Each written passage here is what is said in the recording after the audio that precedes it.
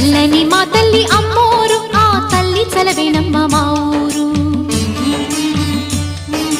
చల్లని మా తల్లి అమ్మోరు ఆ తల్లి చలవేనమ్మ మా ఊరు గోదారి పారేది